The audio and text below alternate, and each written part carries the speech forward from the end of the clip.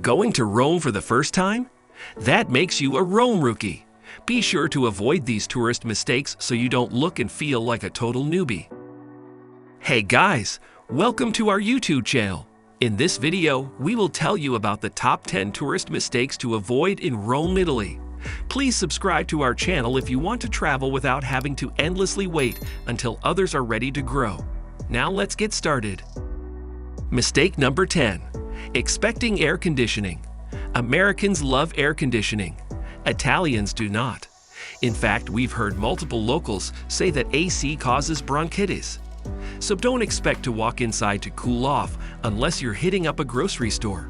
Actually, the insides of restaurants are often warmer than the outside, which is partially why so many Italians eat outside. This can be true of lodging as well. Not everywhere is equipped with air conditioning, and the places that do have it often have wall units that struggle to keep up. So before your trip to Rome, adjust your thermostat a bit higher to try and acclimate before you arrive. And while you're here, use churches and grocery stores strategically to cool off during the day. Mistake number 9. Not wearing comfortable shoes. It's unavoidable. You're going to be doing a lot of walking in Rome, Italy. In fact, at the end of the day, if you check your pedometer, you're going to have no trouble reaching your 10,000 steps. But here's the thing. Skip the cute sandals, skip the high heels, skip the flip-flops because they just weren't made for the cobblestones and uneven streets of Rome. The sights aren't as close as you think, and the metros don't drop you off at all the main touristy sites, which means you'll be doing plenty of walking. Mistake number 8. Expecting public transport to run on time. Rome is beautiful and charming and full of food that will overwhelm your taste buds. But no one's in a rush here, and this place isn't exactly known for its promptness. So when you come, just be prepared for adventure and expect everything to take longer than you think. Metros typically run every 5 to 10 minutes, and trains will often alert you if they're going to be delayed. But as for the buses, who knows? Sometimes you literally might arrive faster if you just walk. Mistake number 7. Not looking both ways before crossing the street. The Italians have a really rigorous driving test, but they aren't known for being the best drivers in the world. In fact, here the road rules are kind of more like suggestions, and we have this theory that the Roman drivers don't really want to run you over. But they might, especially if they're in a rush and not really paying attention. A lot of drivers, especially taxis, will do anything to either beat you through a crosswalk or arrive just after you pass. Basically, whatever they can do to avoid coming to a complete stop.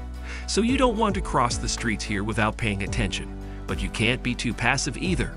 So when you're ready to cross the street, make your intentions known, make eye contact with the driver, and then walk across the street with confidence. Mistake number 6. Trying to take pictures at tourist spots during midday.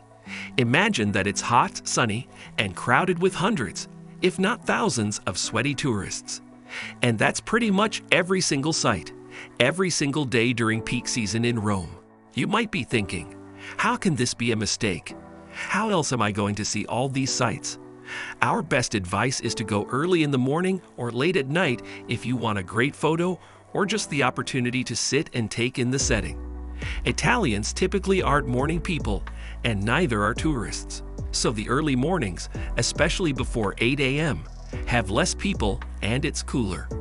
Also, consider visiting places like the Colosseum after they've closed for the day. Not only are there less people lingering around, but Rome is so charming when it's lit up at night. Mistake number 5. Not pre-booking for the major sites. One of the best things about amusement parks is riding the roller coasters, but one of the worst things about amusement parks is waiting in long lines. And the same thing is true in Rome. Nothing is worse than waiting all afternoon in the heat of the sun in this long tourist line. So avoid this mistake by booking your entry times or your tickets in advance. This definitely applies to the Colosseum, the Roman Forum, and the Vatican. But it's worth checking online to see if you can pre-book for any of the sites that you want to visit. Not only does this save you time, but it also preserves your energy so you can see so many of the incredible sights that Rome has to offer. Mistake number 4. Trying to see all the main tourist sites in a short time. There are so many places to see in Rome, and you're going to need more than 1, 2, 3 days or even a week to see it all. So trust us when we say don't try to squeeze it all in or even think you have to take a tour of all the major sites. Instead, decide where you really want to spend your time and then be okay with seeing the other things from the outside. Or better yet, choose to save some things for another trip to Rome altogether. Mistake number 3. Not being aware of scams and pickpocketing. Approximately 9 million international tourists visit Rome every single year, which makes this place a magnet for robbers and petty thefts. So please do not be the oblivious tourist who gets robbed or scammed, especially when you're in the metros or crowded places. Keep an eye on your bags and your valuables. Some of the most common scams you'll see are people trying to give you stuff for free. Like they'll try to put a bracelet on your wrist and tell you it's free. But of course, once it's on your wrist, they're going to ask for money. There are lots of people who have roses, and they'll shove them in your arms until you have to hold them. And while there are some really nice locals who genuinely want to help you, unfortunately you can't trust that everyone is kind or giving you free stuff.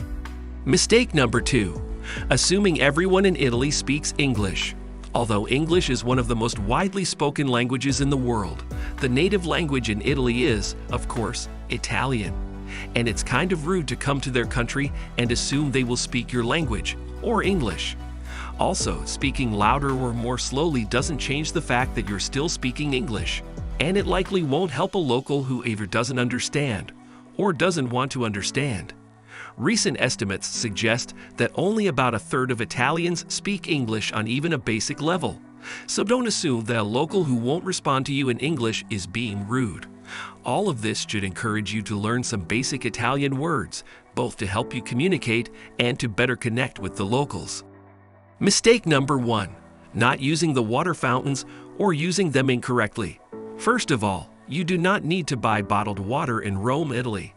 There are more than 2,500 water fountains in the city of Rome flowing crisp, cool water from the Apennine Mountains or Lake Bracciano.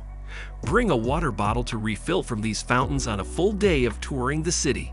But even if you don't have a water bottle, you can still refresh yourself. Don't bend over to sip from the fountain like a dog. Instead, plug the spout with your hand and the water will spring up from a hole on the top, resembling most modern-day water fountains. That's all from today's video. Thanks for watching. Please like and share the video. And if you want to get even more empowered to travel, you need to watch the video in the pinned comment below.